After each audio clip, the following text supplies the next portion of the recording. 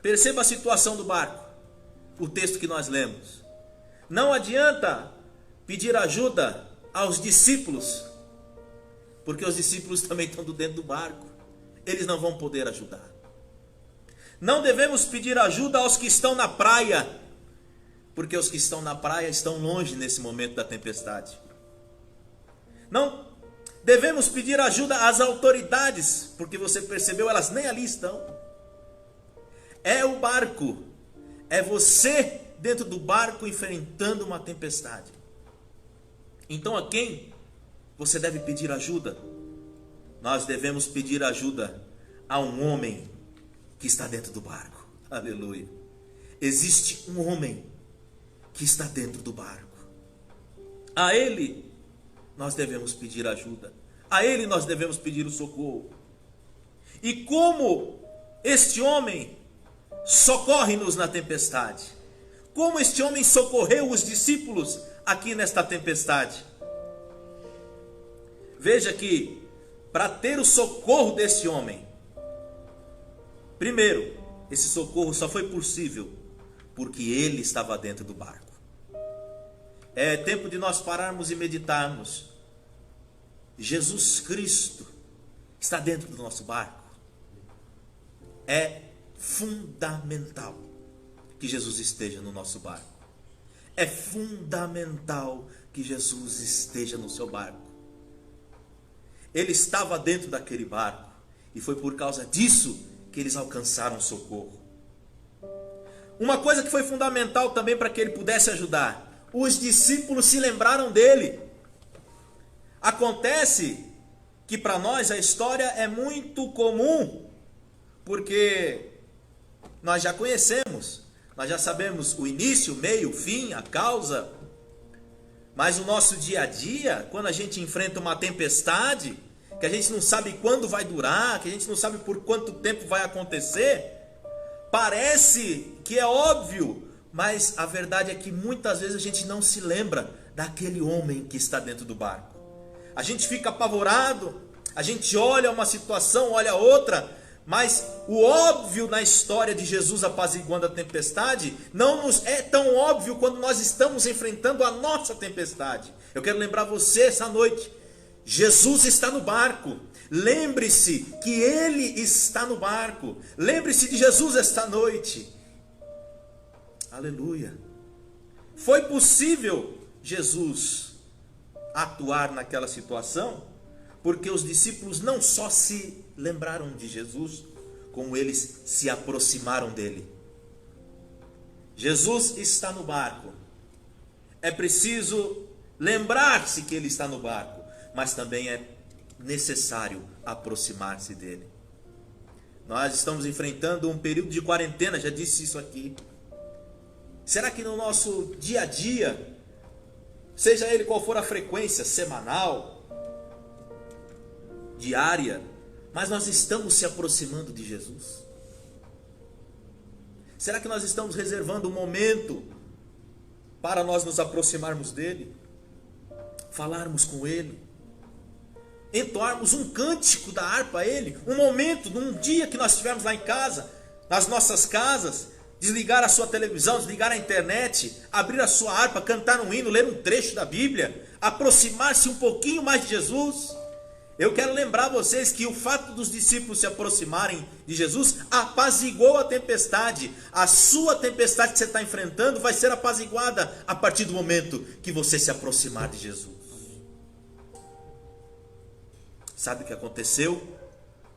Jesus estava no barco. Eles se lembraram de Jesus. Eles se aproximaram de Jesus. Então Jesus repreendeu o mar e repreendeu o vento. Se nós olharmos o texto, a ordem certa é: repreendeu os ventos e o mar. Eu aprendi uma coisa esses dias. Deus, Ele é o único que tem o controle da causa e da consequência. Já parou para pensar nisso? Quando nós estamos enfrentando algum problema, ou a gente consegue controlar a causa, mas a consequência foge do nosso controle. Ou então a gente consegue intervir até nas consequências, mas enquanto não interferir na causa, a gente não resolve o problema. É muito difícil uma pessoa atuar na causa e na consequência, mas Deus, para ser Deus, Ele é aquele que interfere na causa e na consequência. Lembra aqui no texto? O que eles estavam enfrentando? Uma tempestade. O que causou aquela tempestade? Os ventos. Ventos fortes batendo nas águas, e aquelas águas ficaram turbulentas. Então o vento era a causa.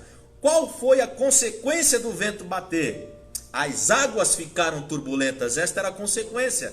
Então, quando eles se aproximaram de Jesus, quando eles se lembraram de Jesus, que Jesus estendeu a sua mão, a primeira coisa foi Jesus dar um brado na causa. Ele disse: vento, aquieta-te. A causa do problema acabou. E depois a consequência, ele também interviu. Ele disse: mar, aquieta-te. Eu quero te dizer uma coisa: o nosso Senhor Jesus tem controle sobre a causa e tem controle sobre a consequência desta tempestade que você está passando. Em nome de Jesus, eu declaro que o Senhor está intervindo na causa, está intervindo na consequência, porque nele, nas suas mãos, está o controle, tanto da causa como da consequência. Louvado seja o nome santo do Senhor para sempre. Então eles fizeram uma pergunta, e eu quero encerrar com esta pergunta, não só para os irmãos da fé que estão aqui, mas principalmente você que está ouvindo. Se porventura esta mensagem alcançar você aí, que ainda não se decidiu a Cristo, sabe qual foi a pergunta dos discípulos? Eles olharam um para os outros e disseram: quem é este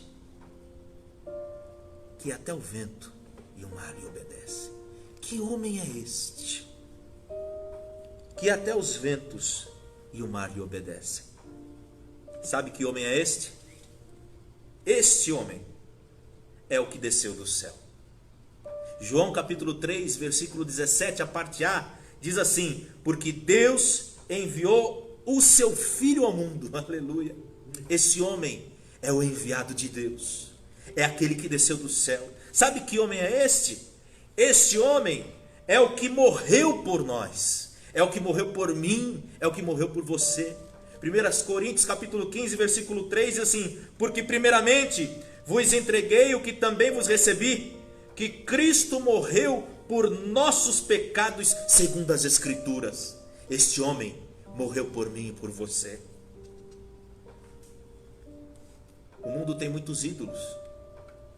Os ídolos são diversos. Podem ser ídolos de religião, ídolos inúmeros, como pode ser ídolos midiáticos também, ídolos de telenovelas, ídolos de futebol. Tem muita gente idolatrando muitos por aí, mas nenhum deles amou como o Senhor Jesus amou. Sabe por quê? Porque nenhum deles deu a vida por mim e por ti. O único que foi quem fez isto chama-se Jesus Cristo. Ele deu a vida por mim e por você. Por isso diz o texto: ele amou o mundo de uma tal maneira que deu seu Filho unigênito, para que todo aquele que nele crê não pereça, mas tenha a vida eterna. Que homem é esse? Este homem é o único que pode te salvar. Atos dos Apóstolos capítulo 4, versículo 12, o texto vai dizer: em nenhum outro há salvação, porque também debaixo dos céus nenhum outro nome foi dado entre os homens, pelo qual devamos ser salvos. O nome que salva é Jesus de Nazaré. Então, meus irmãos, para encerrar estas palavras, estas breves palavras, eu quero dizer: em qualquer tempestade da vida, seja ela literal, como os discípulos passaram aqui, ou seja esta figura, este tipo de adversidade que você esteja passando, em qualquer diversidade da vida, Cristo é o nosso único socorro.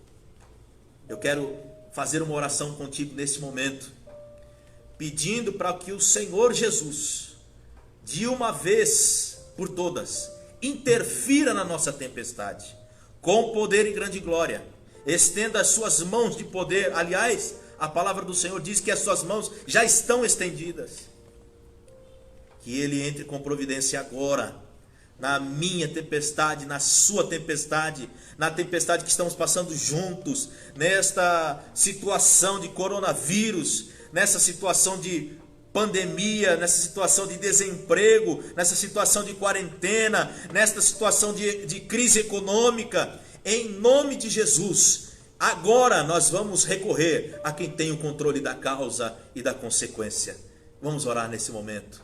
Maravilhoso Deus e eterno Pai, em nome de Jesus, nós apregoamos a Tua palavra. Senhor, como o Senhor interferiu de maneira sobrenatural naquela ocasião, acalmando a tempestade, nos ensinando, meu Senhor, que Tu és aquele que tem o controle da causa e da consequência. Agora nós te pedimos que o Senhor interfira da mesma maneira. Tenha de misericórdia da nossa nação, tenha de misericórdia do planeta, meu Senhor. Olhe para os pequeninos Teus que clamam de dia e de noite. Olha, Senhor, para aqueles, meu Senhor, que precisam de um recurso. Olha para aqueles, meu Senhor, que já estão com seus empregos comprometidos, meu Senhor, que estão com as suas contas comprometidas, meu Senhor. Olha para aqueles que a sua saúde já está debilitada. Olha, Senhor, para aqueles que os seus familiares precisam de um socorro. Meu Deus, a Tua palavra diz que Tu és o socorro bem presente na hora da angústia, pelo que não temeremos, ainda que a terra se mude, ainda que os montes se transportem para os meios dos mares. Meu Deus, em nome de Jesus, em Teu nome há poder. Nós te pedimos a Tua intervenção agora. Socorre-nos, é o que nós te pedimos, em nome de Jesus. Amém. E graças a Deus, eu agradeço esta oportunidade, em nome de Jesus. Aquilo que eu não pude alcançar por palavras, que o Espírito Santo de Deus possa falar mais alto em cada coração.